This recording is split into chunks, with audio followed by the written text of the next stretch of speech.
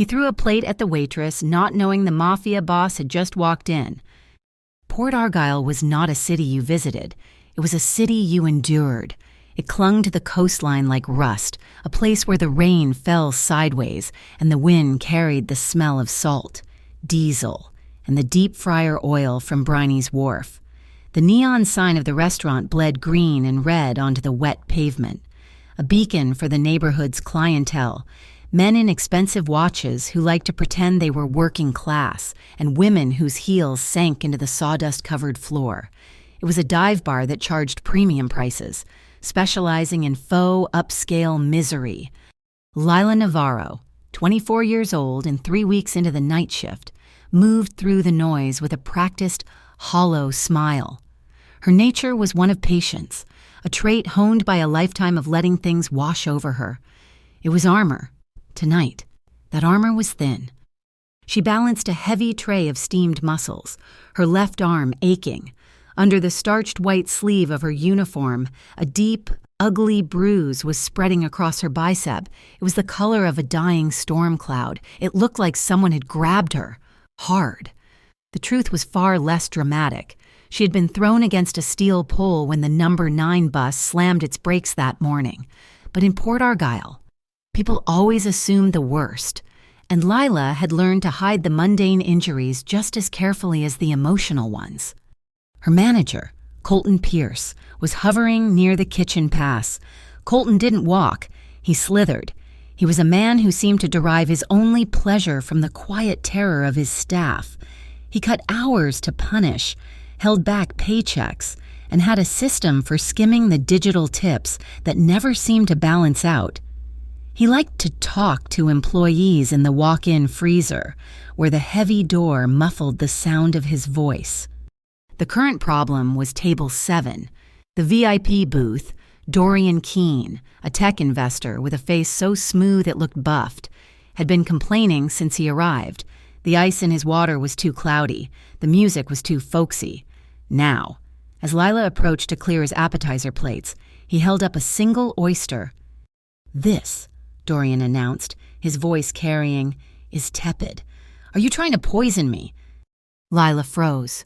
"Sir, I just brought those out. They're directly from the ice."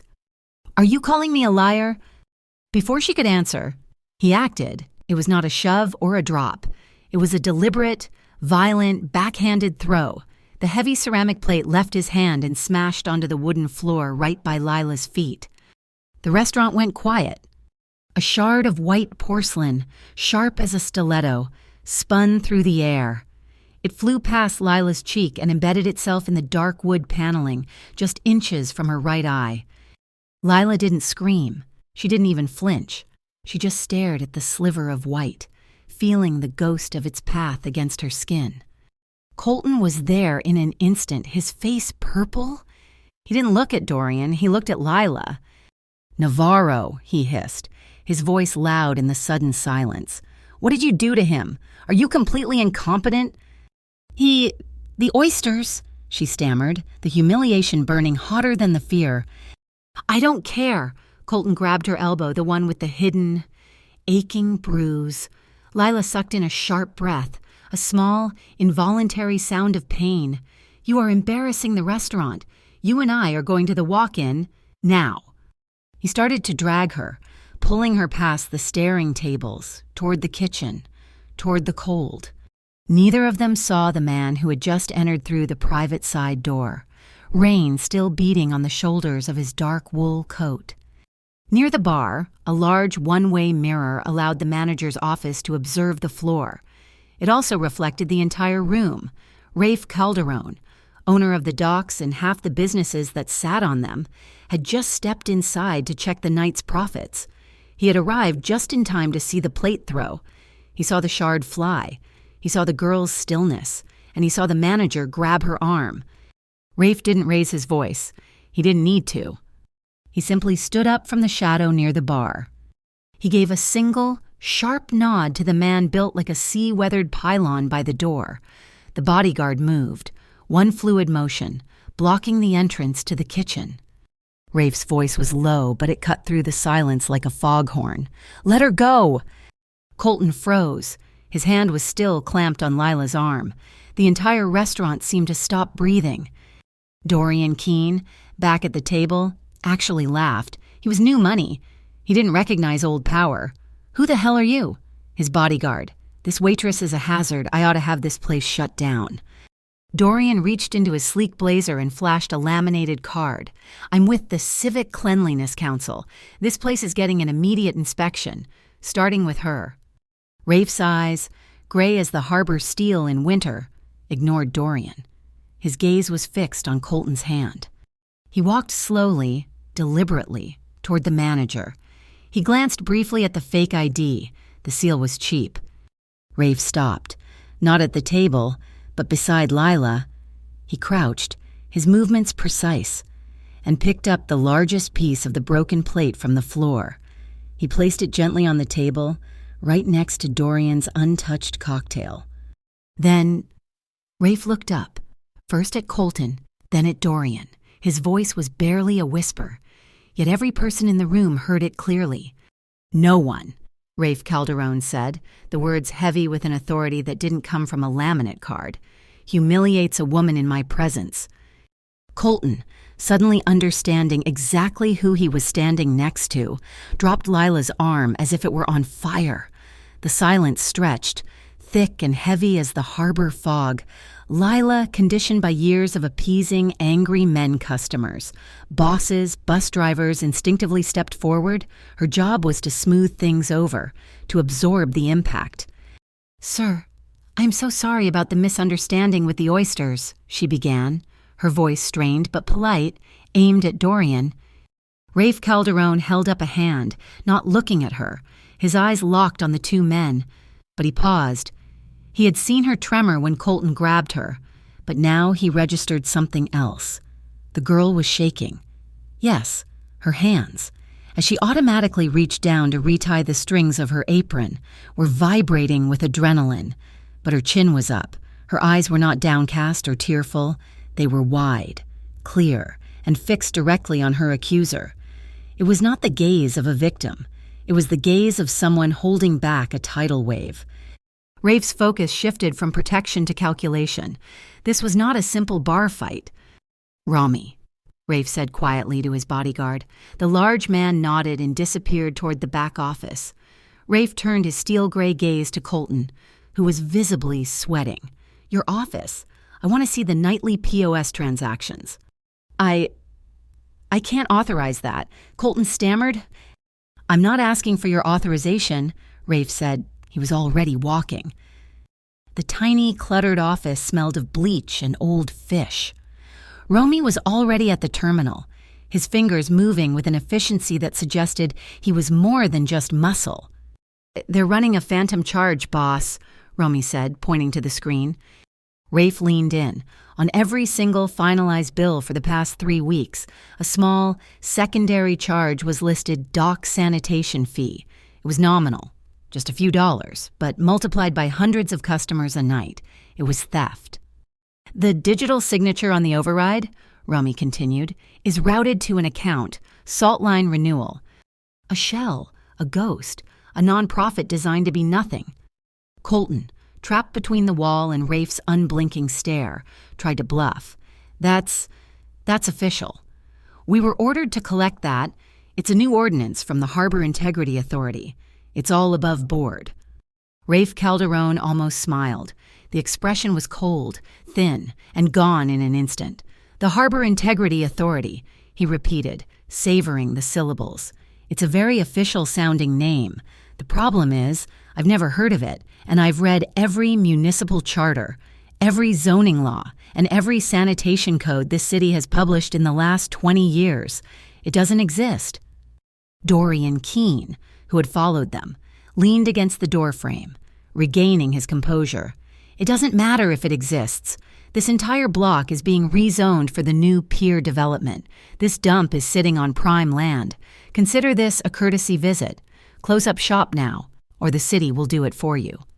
And just like that, the entire sordid affair clicked into place for Lila, who had watched from the doorway. It wasn't about cold oysters. It wasn't just Colton skimming tips. It was a manufactured shakedown. the fake violations, the phantom fees, the orchestrated scenes with men like Dorian, it was all designed to pressure the owner of Briney's Wharf, to bleed him dry, to make him sell his land for pennies on the dollar to the Pier Project. Rafe looked at Dorian. "You're right about one thing. This is a business matter." He walked back out onto the restaurant floor. Romy close behind. The diners were silent, watching. Rafe stopped at table 7. He addressed Dorian. "First, you will apologize to her. Not to me. To her, in front of her colleagues." Dorian laughed, a short, barking sound. "I will see you in court." Colton, sensing his new, powerful alliances were stronger than the man in the wool coat, saw his chance to reclaim dominance. "Lila, you're fired. Get in the freezer, now." He lunged for her arm again, the same arm he had grabbed before. He never made it. Romy's movement was economical. It was not a punch. It was a precise biomechanical interception. Romy caught Colton's wrist, rotated it 90 degrees, and applied pressure. There was a wet, muffled pop. Colton screamed, a high, thin sound. Romy, using his other hand, pulled an internal incident report form from Colton's own shirt pocket and clicked a pen. He placed the pen in Colton's immobilized hand. "Sign," Romy said, his voice flat, admitting to unsafe workplace conduct and harassment. Colton, his face white with pain, his eyes streaming, scribbled a signature. Romy released him. Colton cradled his arm, whimpering. The situation was neutralized. Dorian Keene was pale, his bluff called. The bodyguard by the door had his hand inside his jacket. Rafe turned to Lila. The noise of the room had been vacuumed out, leaving only the sound of the rain against the glass. His voice, when he spoke to her, was startlingly quiet. "This part is over. They won't bother you again tonight." He paused, studying her face. "If you want to leave your shift, I will have Romy drive you home. You're safe." Lila took a long, shuddering breath. The adrenaline was ebbing, leaving a cold exhaustion in its wake. She smoothed the front of her apron, the one her trembling fingers had retied. She looked past Rafe, past the humiliated manager, past the silent tech investor. She looked to the far corner of the restaurant, where an elderly couple at table 9 were looking bewildered, their water glasses empty. "Thank you, sir," she said, her voice low but steady. "But I still have table 9. They haven't paid their check." Rafe Calderon stared at her. He had come here to check his profits. He had stayed to stop an injustice. He had seen a victim, a girl to be protected. But the woman standing in front of him was not that. She was not leaving her post. She was not running. He gave a single, slow nod. This changed the evening's plans. This changed everything. Port Argyle was a city eating itself alive, and it called the process renewal. The official term was revitalization, a word that sounded clean, sterile, and promising.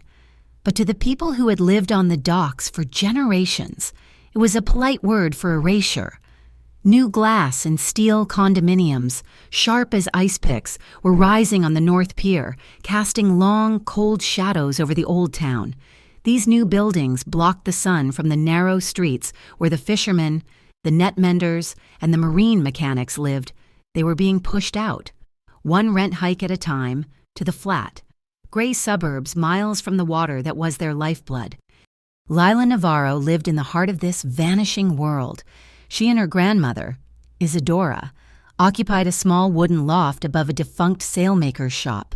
The air in their apartment smelled of old cedar, dried tea leaves, and the faint, sweet scent of Isadora's sewing machine oil. It was the only home Lila had ever truly known. But their building was an island, the last one standing in a row of demolished lots. It was, according to a glossy billboard on the corner, the future home of the Sea Salt Wellness Complex. Their rent had tripled in 6 months.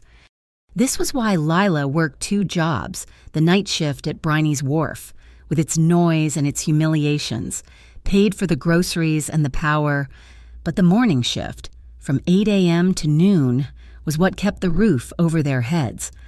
Lila was the bookkeeper for Norton Knotts, a cluttered, chaotic shop smelling of tarred twine, where old men repaired the vast, intricate fishing nets. It was a job of hard numbers, sharp pencils, and zero sentiment, and it was there, in a dusty ledger, that Lila had first seen the name that now bothered her sleep. Salt Line Renewal, a recurring monthly invoice for harbor inspection services.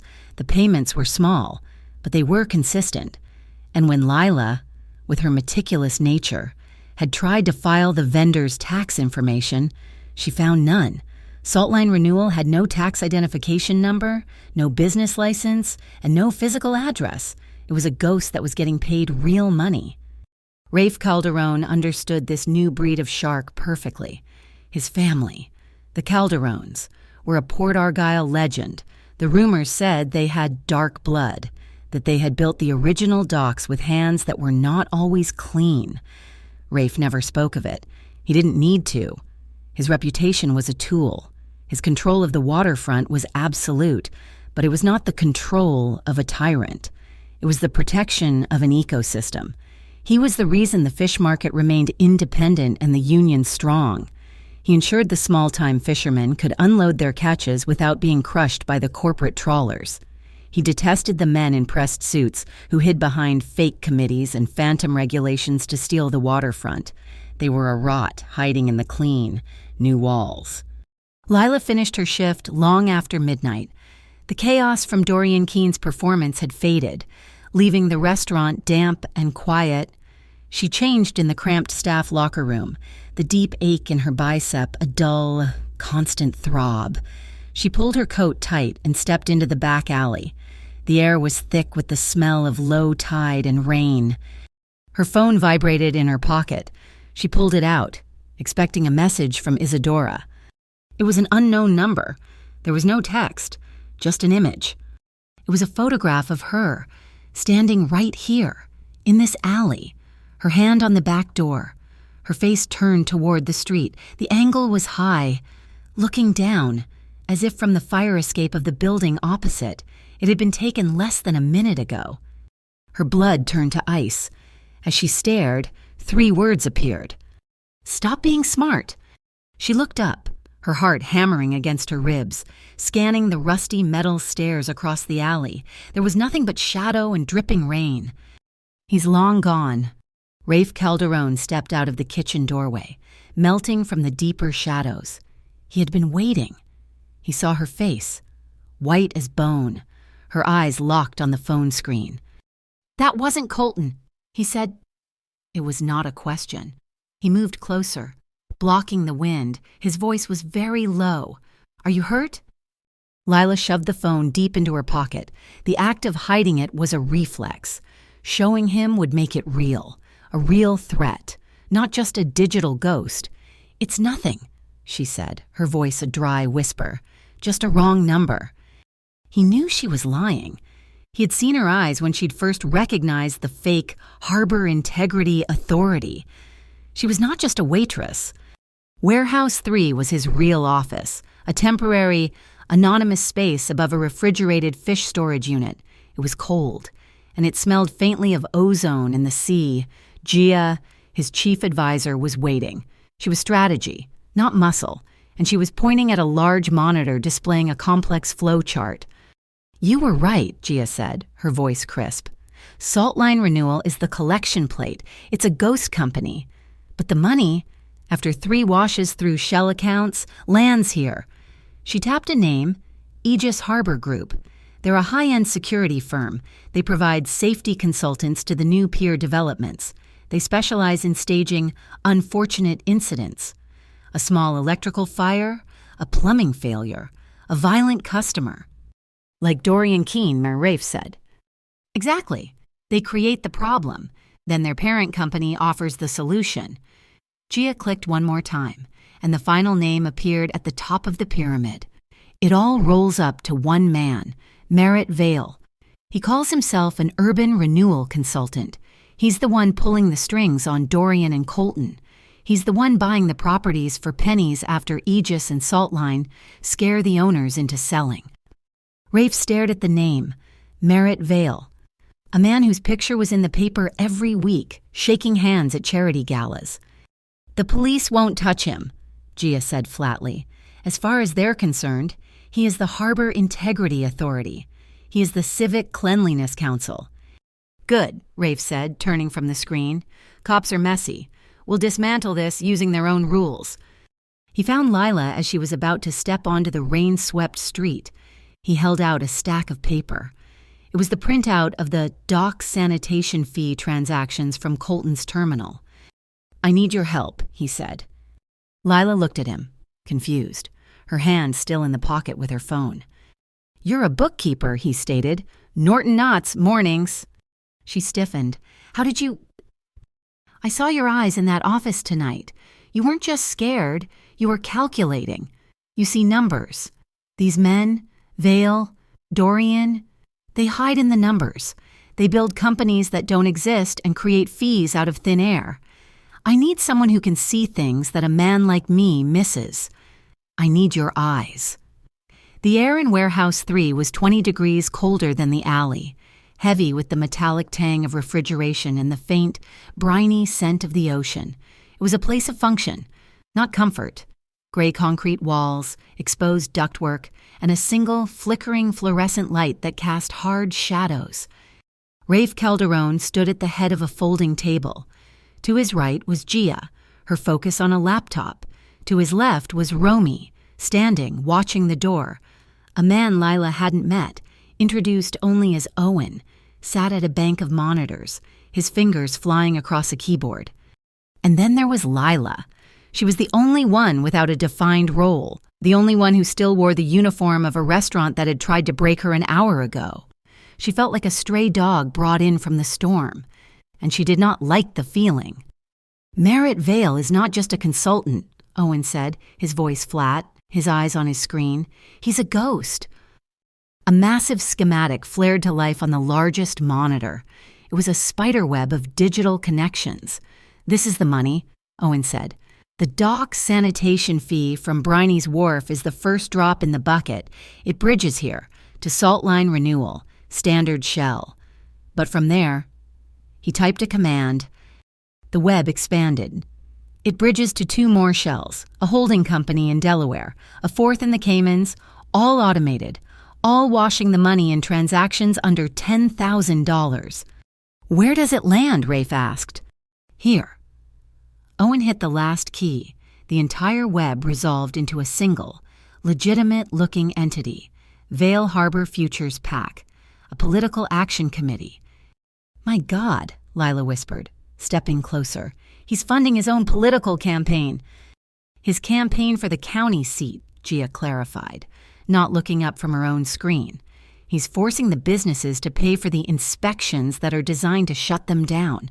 Then he uses their own money to win the election that will give him the political power to seize their land legally. It's a perfect, closed loop." Owen clicked again, bringing up a folder of scanned documents. "These are the violation notices Colton has been served, all from the Harbor Integrity Authority, all fakes." Lila leaned in, her bookkeeper's instincts taking over. "Wait!" Owen paused. "Go back, the previous slide," Lila said, pointing. "And the one before that. Now. Forward again. Stop. Right there." She pointed to the bottom of the scanned citation, a circular, ornate stamp. That seal. The Harbor Integrity Authority one. "It's a fake. We know," Owen said, a little impatiently. "No, you don't understand," Lila said, her voice gaining a sharp edge. "Look at the typeface, the T in authority. It has a curved serif. It's a Times New Roman T. But the rest of the text, the Harbor Integrity, that's a standard Arial font. It's a sloppy cut-and-paste job. Now." She pointed to the screen. "Show me the next one, the Civic Cleanliness Council one, the one Dorian Keene had." Owen clicked. The new seal appeared. "There," Lila said, tapping the glass. "It's the same T. The exact same flawed asset. They're using the same corrupted digital stamp for all their fake agencies. It's a fingerprint. It proves one person, one source, manufactured all of them." The hum of the servers seemed to fill the room. Owen stared, slack-jawed.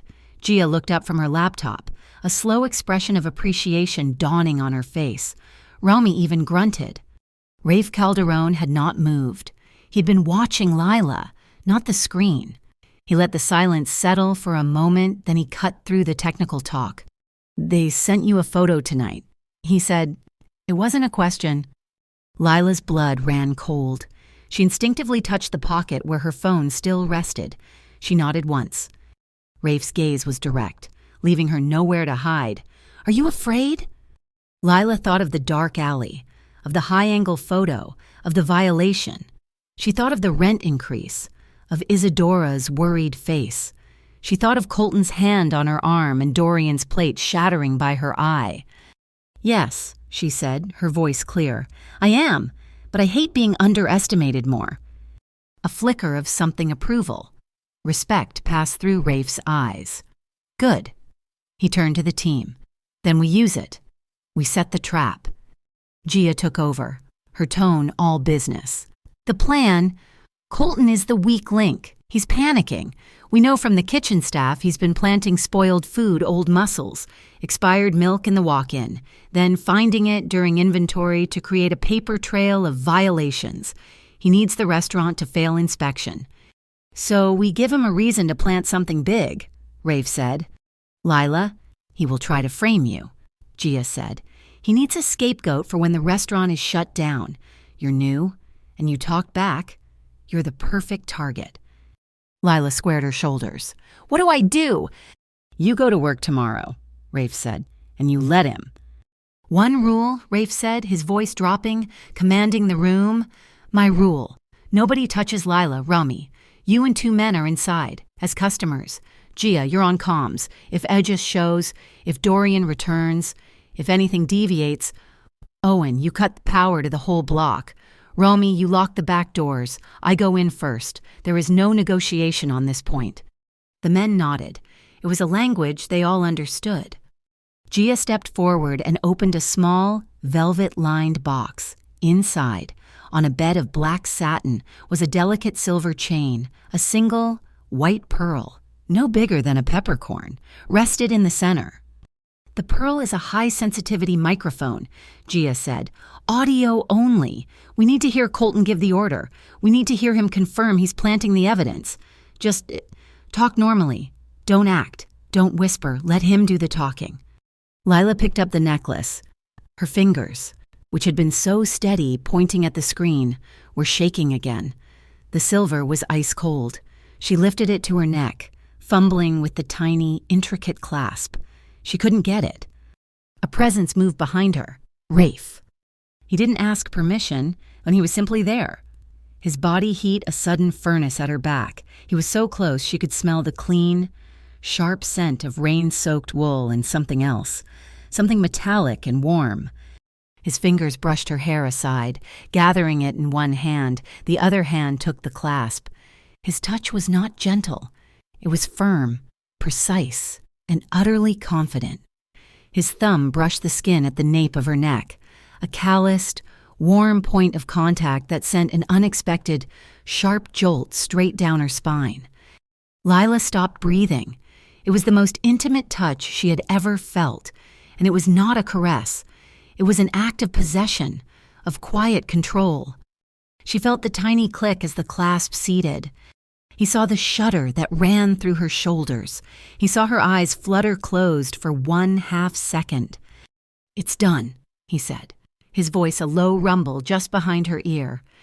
He stepped back, and the cold of the room rushed in to fill the space where he had been. Owen turned back to his keyboard. "The bait is set. I'm pushing a priority email to Colton's terminal right now. A warning from the Coastal Commerce Commission, our new agency. It warns of a random, mandatory health and safety spot check within the next 24 hours. He'll panic," Gia said, snapping the box shut, "and he'll move tonight."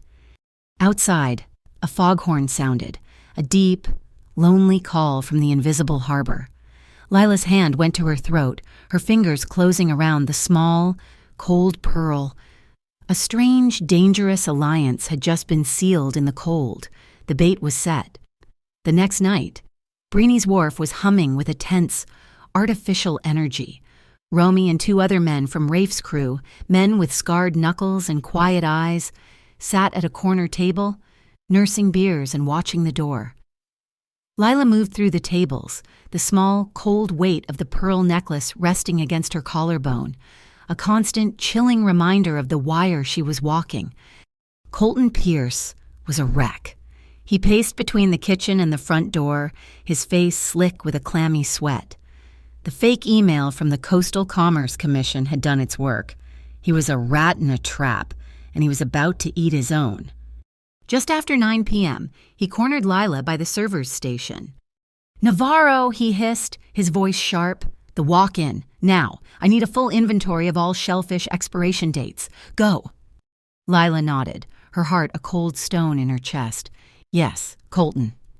She pushed through the heavy stainless steel door. The blast of cold air hit her, smelling of ice and metal.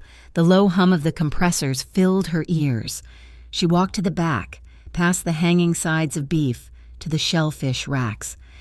There it was, a large wooden crate of oysters, separate from the others. A fresh, white label was slapped over an older, damper one, and beside it, stamped onto the wood in glaring red ink, was a large, official-looking seal, "Hold Haya Inspection." The door to the walk-in opened behind her. Colton stood there, his smartphone held high, the red light of the recorder glowing. Well, Lila," he said, his voice dripping with false triumph. "What do we have here? I thought I told you to rotate this stock. These are dated 3 weeks ago. Are you trying to poison the entire waterfront?" He stepped closer, moving the phone to capture her face and the crate in the same shot. Lila feigned a gasp, stumbling backward. "Colton, I didn't..."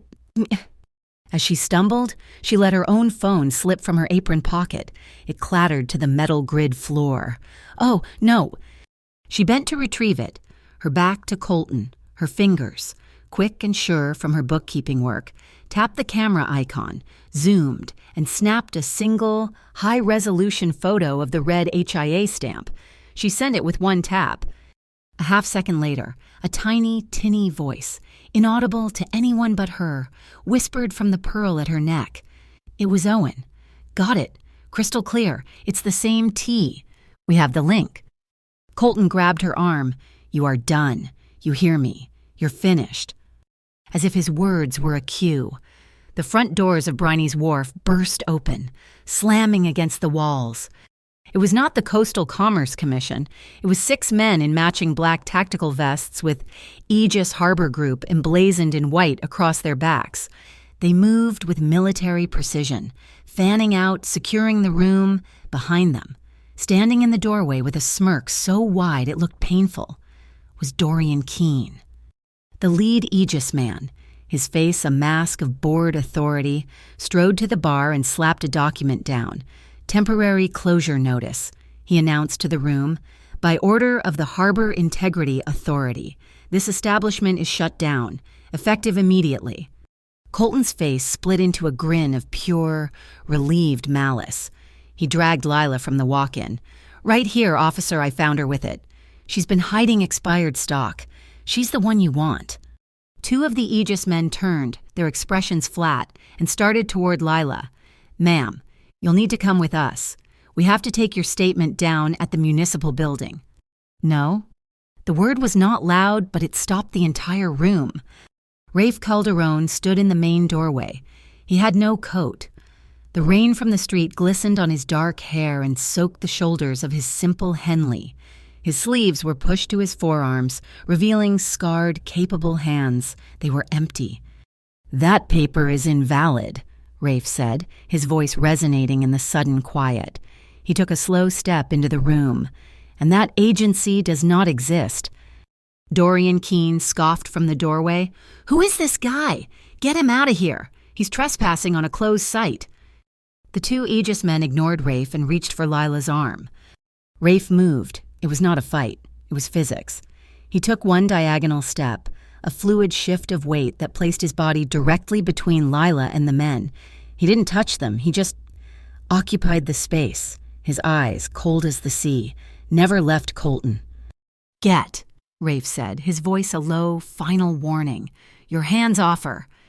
The lead Aegis man shoved Rafe in the chest. This is official business. Old man, get out of the way. Before the man's hand had even left Rafe's chest, Romy was on his feet. He seized the Aegis man's wrist, not in a punch, but in a crippling lock. The man's two partners at the corner table were also standing, a silent, solid wall. From the kitchen, the massive dishwasher and two line cooks emerged, one holding a steel sauté pan, the other a heavy meat tenderizer. From the bar, three old fishermen, regulars who had known Rafe's father, stood up. They were holding the long, sharp gaff hooks they used to pull cod from the ice. In the space of 5 seconds, the 6 Aegis men, armed and tactical, were surrounded by a silent, angry ring of the old port. Colton's carefully constructed world shattered. This was not the plan. He stared at the fisherman, at Romy, at Rafe, his face ashen. "No!" he shrieked, the word tearing from his throat. "Stop, you can't, Mr. Vale. Mr. Vale already paid for this. He took care of, He choked on the words, but they were out. In Warehouse 3, Gia, listening through the Pearl, hit the Go Live button. The feed, broadcast from Lila's phone on the bar where she'd set it down, streamed directly to the Port Argyle Ledger's main feed. The independent, anti-corporate blog instantly lit up. The video was shaky but clear, the armed Aegis men, the terrified face of Colton Pierce, the ring of defiant locals, and the audio was perfect. Gia typed the caption live from Briney's Wharf. #Hyados not exist, #Vale paid for this. The lead Aegis man's phone buzzed in his pocket. He pulled it out, saw the notification, saw the live feed, saw the hashtag. He saw Dorian Keene, no longer smirking, already vanishing into the rainy night. He gave Romy a look of pure venom. "Pull back!" he snarled to his men. They retreated, a professional, angry withdrawal. The leader stopped at the door. He pointed one black-gloved finger at Rafe, and then at Lila. "This isn't over," he said. "We'll see you at the Sea Week Festival, on the pier." And they were gone, leaving a vacuum of stunned silence, broken only by Colton's pathetic sobbing. The rain hammered against the windows, a sudden, violent deluge. Lila's legs finally gave way, and she gripped the bar to keep from falling. Rafe turned to her. His face was a mask of cold fury, the adrenaline of the confrontation still radiating from him. He looked at her, small and pale, and the hardness in his eyes softened, just a fraction. "You are not going back to that loft tonight." Lila opened her mouth, to protest, to say she was fine, to reassert the independence that was her only armor. Her phone, still on the bar, vibrated, a new message from the unknown number. "We know where your grandmother sleeps." The sound of the rain on the tin roof above was deafening. Lila looked at Rafe, the only solid thing in the entire city. She nodded once. Rafe's loft was not a loft. It was the top floor of a warehouse that had stored nautical charts for 100 years. It was a single, vast room, walled in old-growth timber, floored in scarred planking, and smelling of cedar, sea salt, and the rich, dark ghost of espresso. The front wall was entirely glass, a massive, rain-streaked window that looked out over the dark expanse of Port Argyle. Below, the lights of the container ships and fishing boats slid across the black water, drawing silver threads in the dark. Lila stood in the center of the room, feeling small and dangerously out of place. She was still in her waitress uniform, her damp coat clutched in her hands. The adrenaline from the confrontation had drained away, leaving a bone-deep tremor. She watched him, wary. Rafe did not crowd her. He kept his distance, moving to the small, functional kitchen at the far end of the room. He hung his own wet coat on a peg, revealing the way the simple Henley clung to his shoulders and arms. He didn't turn on the overheads, leaving the room lit only by the green glow of a marine radar on a console and the shifting lights from the harbor. The space felt quiet, safe, and intensely private. "You're shaking," he stated. He wasn't asking. He turned on a small gas burner and pulled a heavy pan from a hook. "You need food. Shock burns fuel." She said nothing, just watched as he moved with a precise, economical grace. He minced garlic, opened a tin of anchovies, and set a pot of water to boil. He was doing something normal, something domestic, and it was more disarming than any threat. "My mother used to sell silver hake off a cart on Pier 11, he said, his back to her, his voice filling the quiet. "The big distributors would try to run her off, say her cart wasn't sanitary. They'd kick over her ice buckets, scatter her fish on the cobblestones." He poured olive oil into the pan. The garlic sizzled, releasing a sharp, warm scent. She never cried. She never yelled. She would just pick up the fish, one by one. She'd rinse them in a bucket of seawater and lay them back on the ice. She would simply, stubbornly, refuse to be moved. He paused.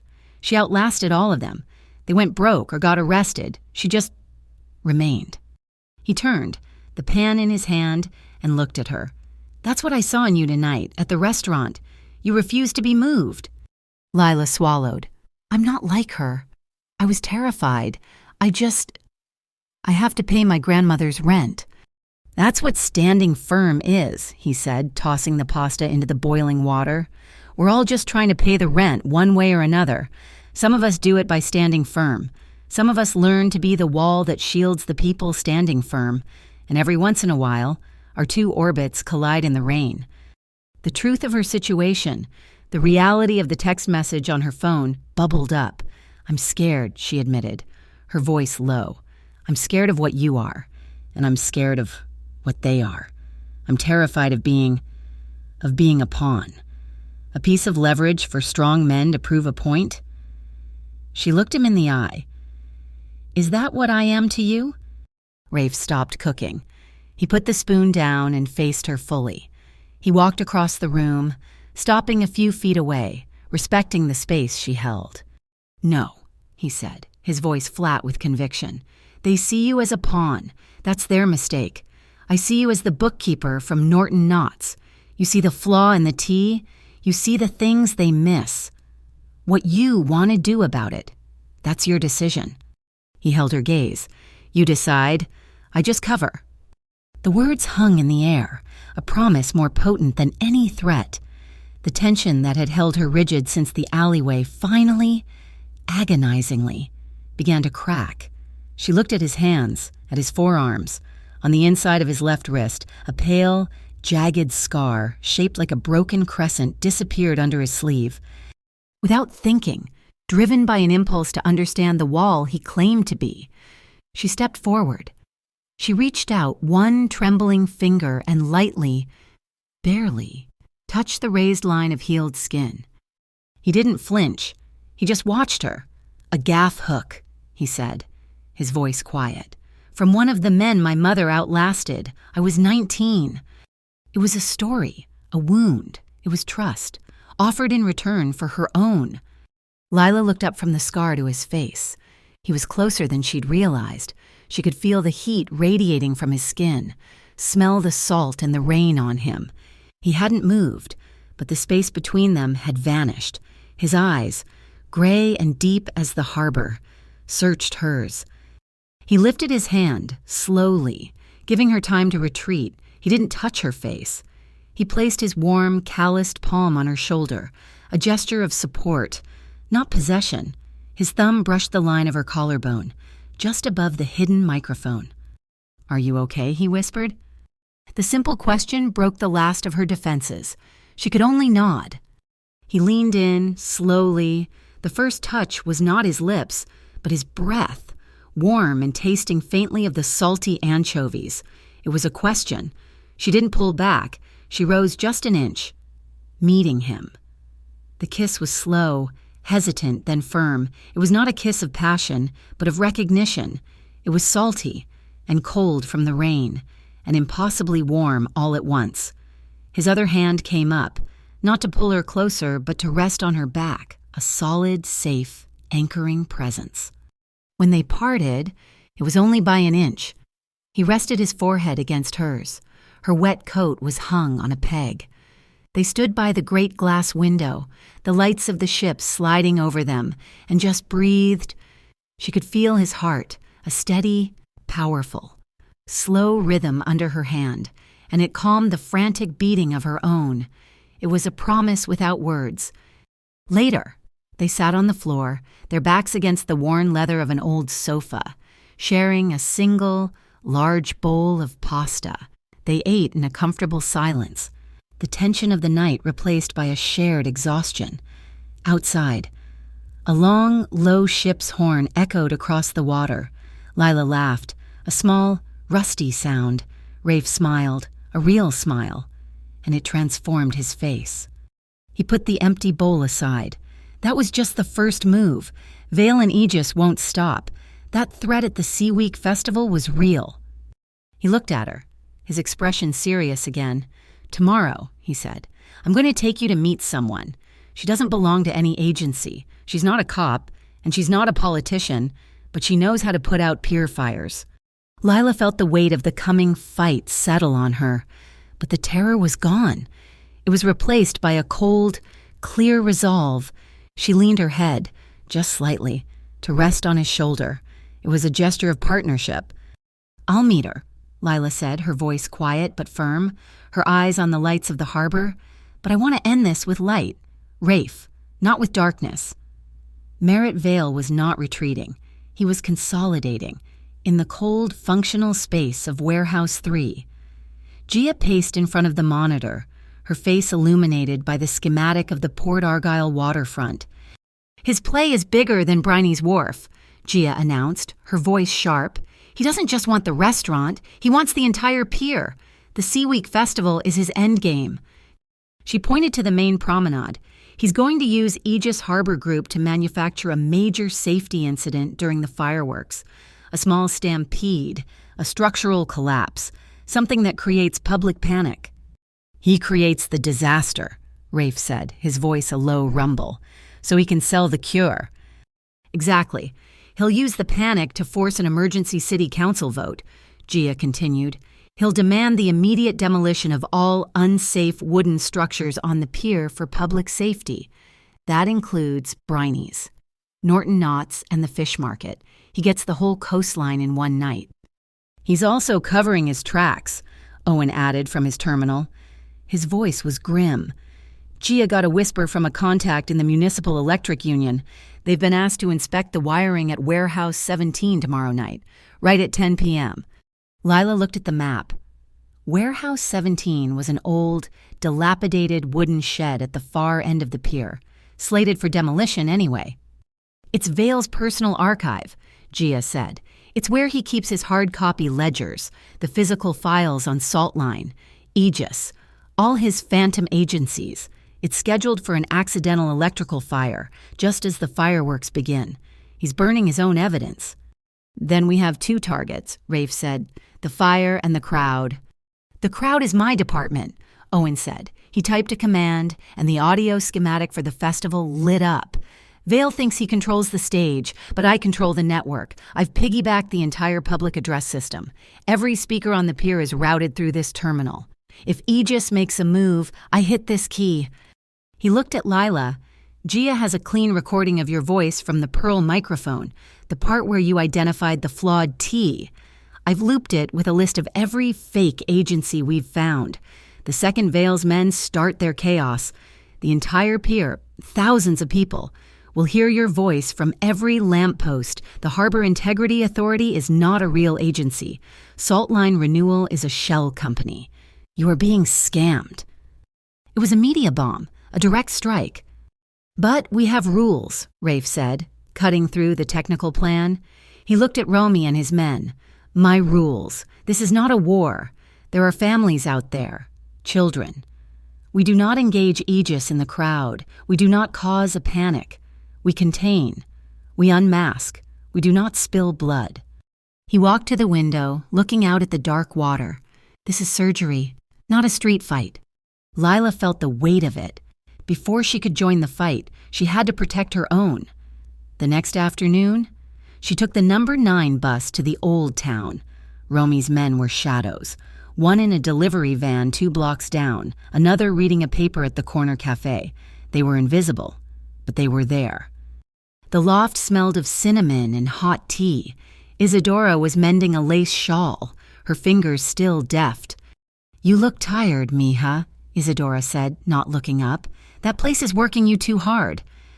"It's okay, abuela," Lila lied, forcing a smile. It felt like swallowing glass. "It's just the Sea Week Festival. It's our busiest time. They've asked me to work an extra shift tomorrow night. The pay is very good, a double." Good, Isadora murmured. "But you be careful." "I will." Before she left, Lila slipped a manila envelope under the cushion of the armchair. It was a copy of their lease, their utility bills, and Isadora's ID. If anything happened, if Vale tried to seize the building, the proof of their tenancy would be safe. When she returned to Warehouse 3, the digital war had already escalated. "The rat got desperate," Gia said, pointing to her screen. Colton Pierce, fired and facing ruin, had posted a video. It was a grainy, heavily edited clip from his phone, showing Lila in the walk-in. He had spliced it, cutting out his own voice, making it look as if she were hiding the expired oysters, not discovering them. The caption read, "The waitress who tried to poison Port Argyle." "He's trying to discredit our witness," Owen said, clenching his fists. "He's failing," Gia replied, a cold smile on her lips. She typed, "He's sloppy. He forgot his phone logs its own metadata." She uploaded a second file to the Port Argyle Ledger's comment thread, a side-by-side comparison. On the left, Colton's jumpy, silent video. On the right, a clean, complete audio waveform from the Pearl microphone, timestamped to the exact second. It played Colton's voice. "Clear as day. Are you trying to poison the entire waterfront?" followed by his confession to Romy. Within 10 minutes, the online narrative flipped. The public, who had been skeptical, turned on Colton with a vengeance. Gia's counterpost had 37,000 views. The hashtag #HayaDoesNotExist was trending in Port Argyle. A new alert flashed on Owen's screen. "We have a bigger problem. Dorian Keene." He brought up the festival schematic. Keene just made a massive philanthropic donation to the festival's music guild. He's sponsoring the main stage. "He hates music," Rafe said. "He's not sponsoring the music. He's sponsoring the exits," Owen said. He highlighted 3 large emergency gates at the back of the performance area. In exchange for his generosity, he gets to provide his own private security. He has exclusive control of the only 3 ways out. He's building a kill box. He's planning to trap the crowd. Rafe put on his coat. He builds a trap. We build a case. He headed for the door. "I'm going to see Surrendal." The lawyer, Lila asked, following him. "The head of the Seaboard Anti-Corruption Task." Lila paused. Is that one real?" "It's the realest thing we've got," Rafe said, stopping at the door. "It's a citizens group, retired accountants, angry fishermen, and one maritime lawyer who hates Merritt Vale more than she hates barnacles. They have no official power, which means Vale can't corrupt them. I'm not asking them to fight. I'm asking them to be our independent witnesses. Your light, Lila." When Rafe returned hours later, the mood was even tighter. Gia pointed to a new logo on the screen. "Vale is scared. He's hiring. A new company just appeared on the festival's vendor list. Trident Municipal Services." Owen ran the name. No EIN, no tax history. Address is a P.O. box in Delaware. Lila stepped forward, her eyes narrowing. "The font?" she whispered. "Owen, zoom in on the logo." He did. "There," she said, pointing to the screen. "Trident. Municipal Services. Look at the T in Trident." It was curved. It was sloppy. It was the same fingerprint. "He's not just a snake," Owen said, disgusted. "He's a factory. A one-man factory for fake government." All the arrows were pointing to the pier. The fire at Warehouse 17. The trap at the emergency exits. The microphone on every lamppost. "Tomorrow night," Rafe said, his voice a final judgment. "We pull the plug." The Sea Week Festival was the city's glowing, beating heart, a defiant celebration of light against the encroaching fog. The pier was a galaxy of noise and color. Fireworks burst overhead in showers of sapphire and emerald, their reflections shattering on the black water. A parade of fishing boats, draped in glittering LED nets, slid past the promenade, their horns blowing. The air was thick with the smells of spun sugar, fried dough, and the sharp tang of the sea. From the public address speakers, currently under Owen's direct control, jaunty, antique sea shanties played, a soundtrack of manufactured nostalgia. Lila Navarro moved through the dense crowd, a single point of absolute zero in the festive warmth. She wore an anonymous green windbreaker, hood pulled low, her dark hair tucked behind her ears. Hidden in one ear was a small, flesh-colored receiver, alive with the faint, expectant static of an open channel. She walked past a stall selling driftwood carvings. Rafe was there, examining a wooden seagull, looking every part the casual festival goer, but his body was angled toward the dark terminus of the pier, his gaze never leaving the high roofline of the derelict, lightless Warehouse 17. The first move of the night came from the alley behind the main stage. Colton Pierce, his face a greasy, panicked white, hustled along the service corridor. He wore a festival volunteer t-shirt that was 2 sizes too small. He was carrying a heavy, gray metal case, stenciled with the words, "Safety Drill Equipment." Inside, as they knew from Gia's intel, was a bank of sophisticated incendiary timers. As he paused to swipe a keycard, a passing fisherman, one of Romy's men, brushed past him, the man's hand, holding a beer, swung wide, and a small magnetic disc attached itself to the bottom of the case with a faint thunk, masked by the music. In Warehouse 3, Owen's monitor beeped. "The rabbit is tagged," he said, his voice flat. "I have the fire." The second move came from the main stage. Dorian Keene, immaculate in a linen suit, strode to the microphone, his smile blinding. "Friends, Port Argyle, we love this city. And that's why we're so proud to have partners who keep it clean and safe." He gestured to the wings. "Please welcome a true public servant, a representative from the Civic Cleanliness Council." A nervous, thin man in a polyester suit that was just a shade too brown walked out, blinking in the spotlights. In Warehouse 3, Gia hit the record button. "Owen, get the high-definition capture.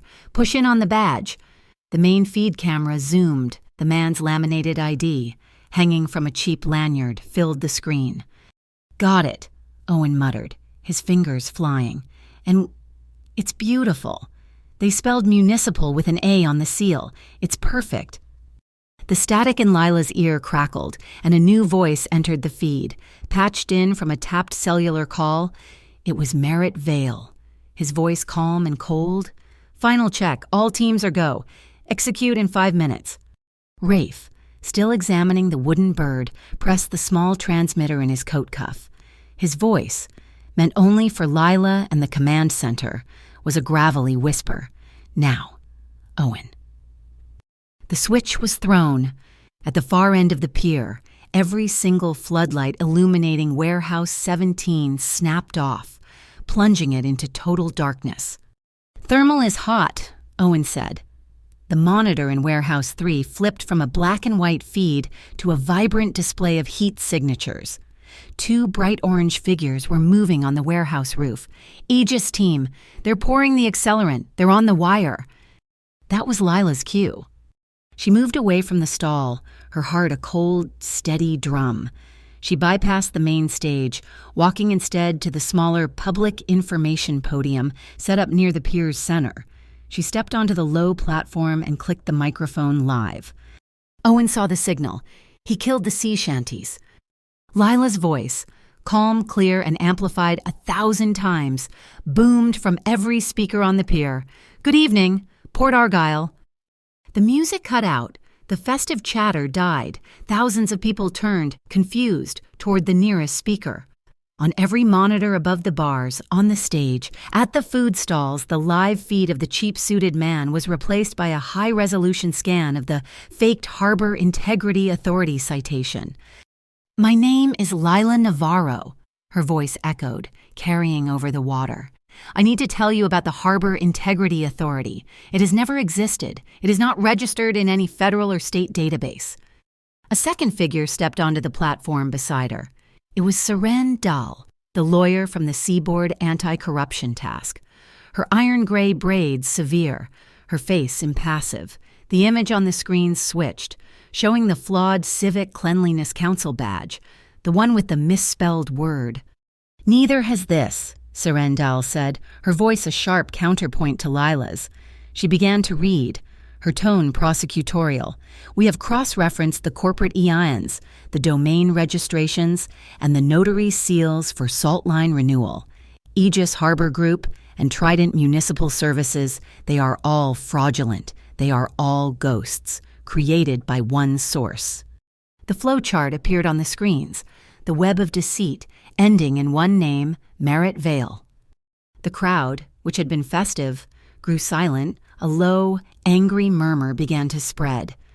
In Lila's ear, Vale's voice was no longer cold. It was a raw, panicked shriek. Burn it now, forget the timer, light it now." In the alley, Colton heard the same order on his own receiver. He whimpered, fumbling with the case. He pulled the main device out a brick of electronics and wires. He tried to bypass the timer, his sweaty fingers slipping. He pulled at a red wire. The device sparked. He yelped, dropping it. It hit the concrete and a bank of plastic-wrapped tarpaulins stacked for the festival stalls. The plastic instantly ignited, and a toxic, orange-black flame roared up the side of the building. Lila, turning from the podium, saw the flash of fire. She also saw a small boy, no older than 7, who had wandered from his parents. His face turned up, mesmerized by the sudden, bright new light. He was walking toward it. Lila didn't think.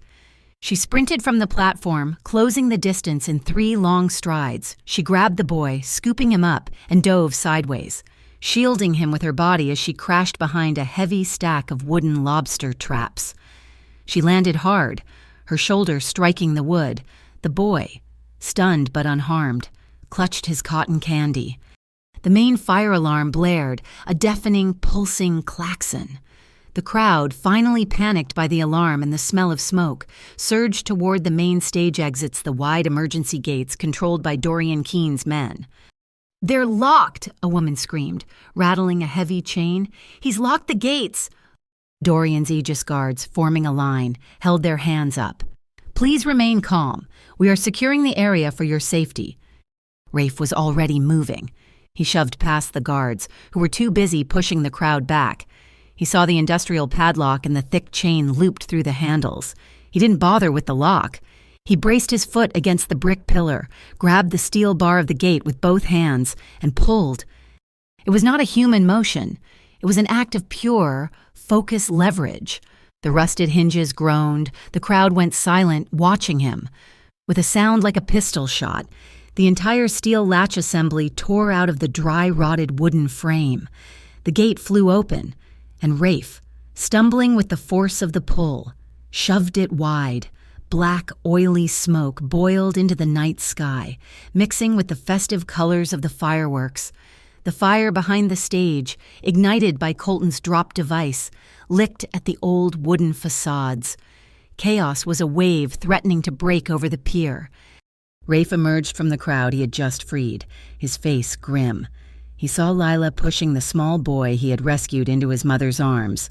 He moved directly to a glass break-in case of emergency box and shattered it with his elbow, pulling out a heavy, red fire rescue coat. He didn't put it on. He found Lila, who was coughing, her eyes smarting from the smoke. He threw the heavy coat over her shoulders. "Stay here. Keep them moving back."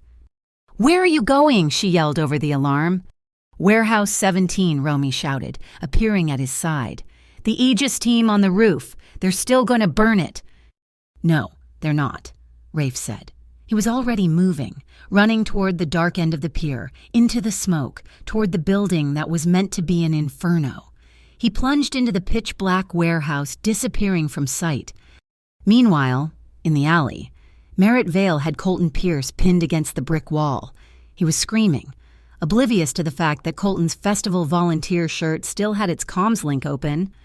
"You incompetent fool!" Vale shrieked, his voice a raw feed of panic. "You lit the wrong fire!" "It was an accident, the wire—" Colton sobbed. "Do you know what was in that warehouse? My entire operation. We had this. We bought the whole harbor commission. You understand me? The entire commission." In Warehouse 3, Gia smiled, a predator's smile. She isolated Vale's voice and pumped it, clean and clear, through the same public address system that had just broadcast Lila's speech. Vale's confession echoed across the entire pier, over the sound of the alarm. "We bought the whole harbor commission. Bought the whole harbor commission." Dorian Keene, his linen suit now stained with soot, saw his world collapsing. He tried to slip away, to melt into the panicked crowd, but the crowd was no longer panicked. It was angry. They had heard. They turned, 100 people, then 200, forming a wide, silent circle around him. "Hey," one of the fishermen from Briney's Wharf asked, his voice genuinely curious, "what's the HIA?" "Is that municipal with an A?" another woman called out. "Tell us about the Civic Cleanliness Council," a teenager shouted, his phone recording. Dorian looked left, then right. He was trapped. There was no violence. No one touched him.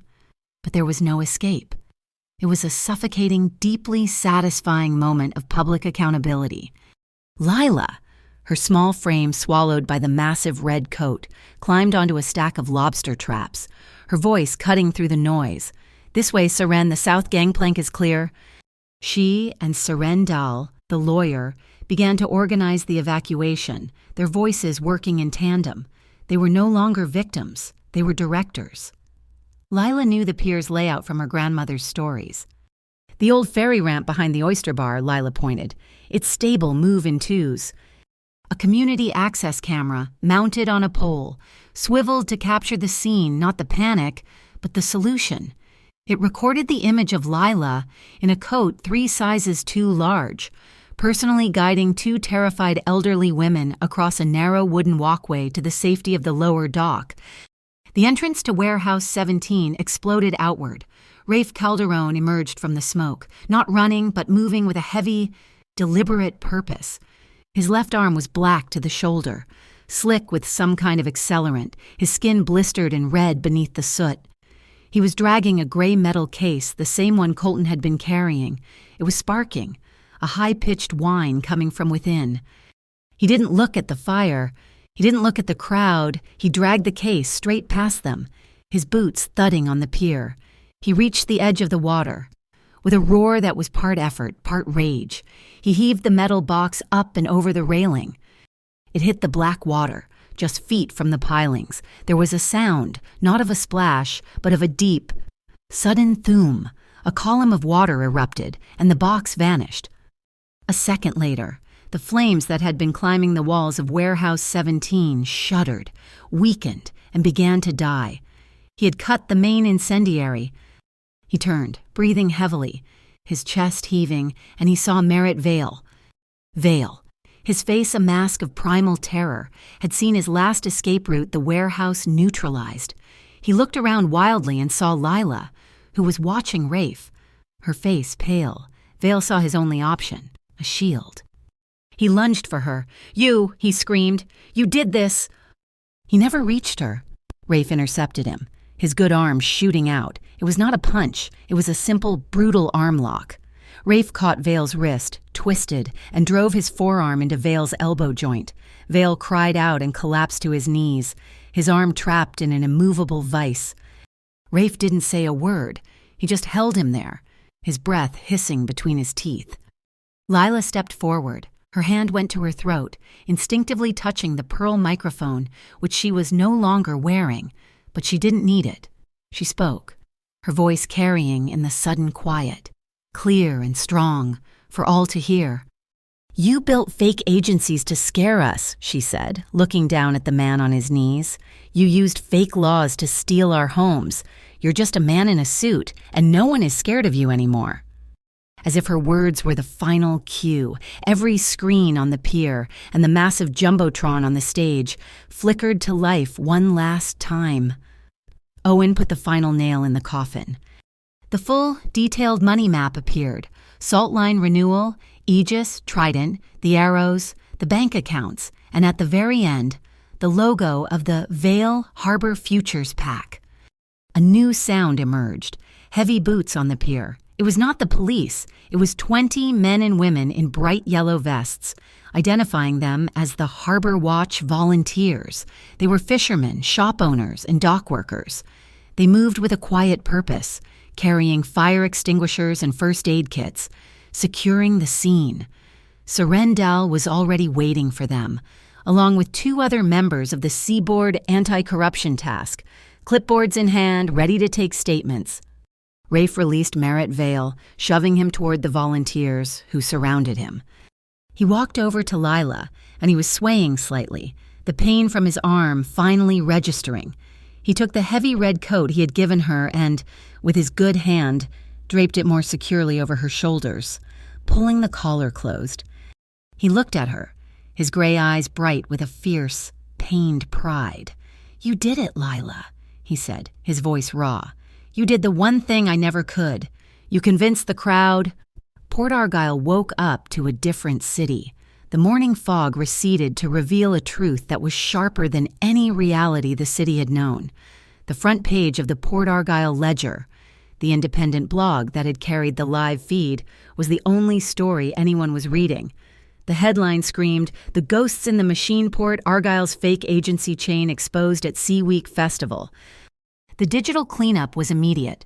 By 9 a.m., the websites for Saltline Renewal, Aegis Harbor Group, Trident Municipal Services, and the laughably misspelled Civic Cleanliness Council had all vanished. They resolved to error pages, their servers wiped clean, their digital existence erased like chalk in the rain.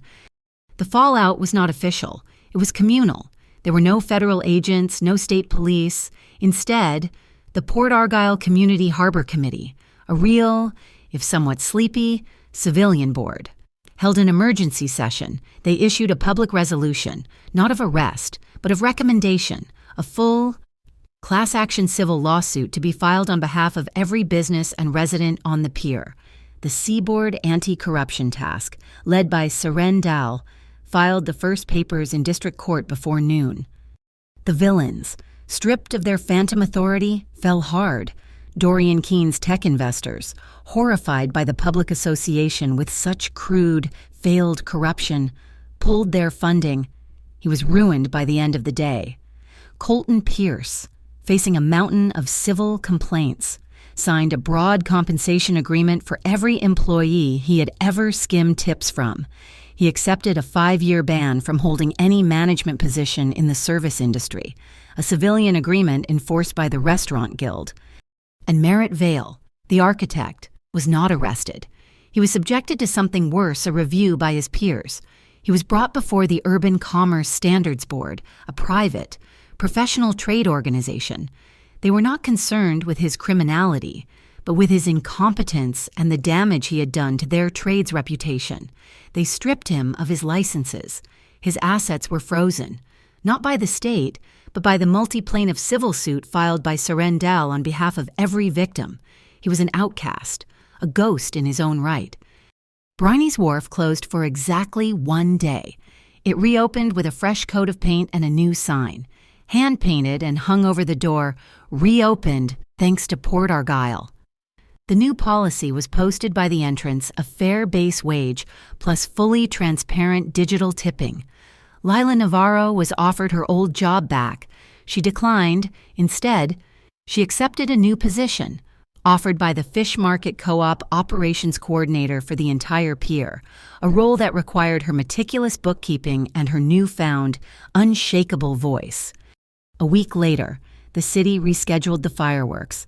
The pier was quiet, the crowd smaller, more reflective. Lila stood by the water, watching the bursts of color. Her grandmother, Isadora sat beside her in a folding chair, a thick blanket over her knees. "You know," Isadora said, her eyes on a spider of red light dissolving in the sky. "You were never weak. Not really.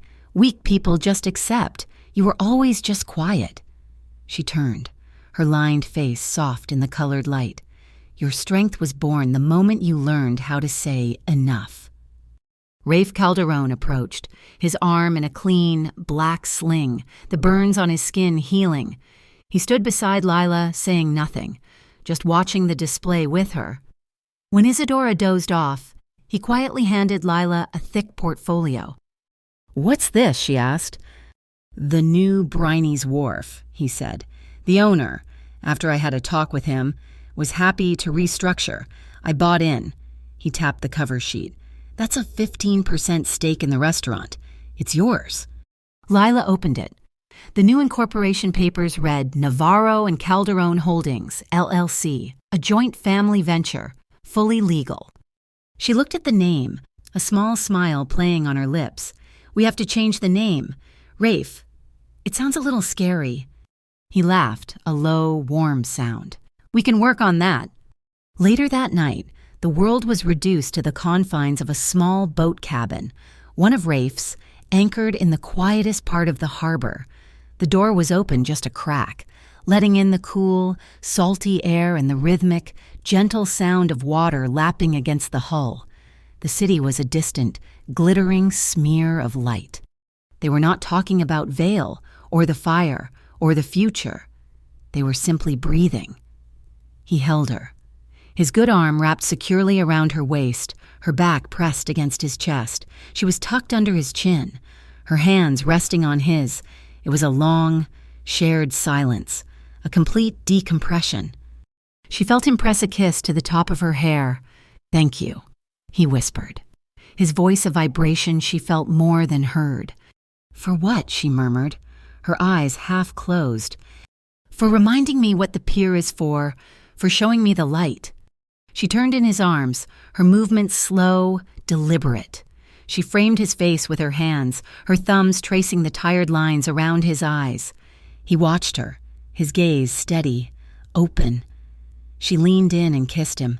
It was a deep, unhurried kiss, a statement of fact, not a question. It was a promise, a confirmation. His hand came up to clasp hers, their fingers lacing together as their breath mingled with the scent of the sea.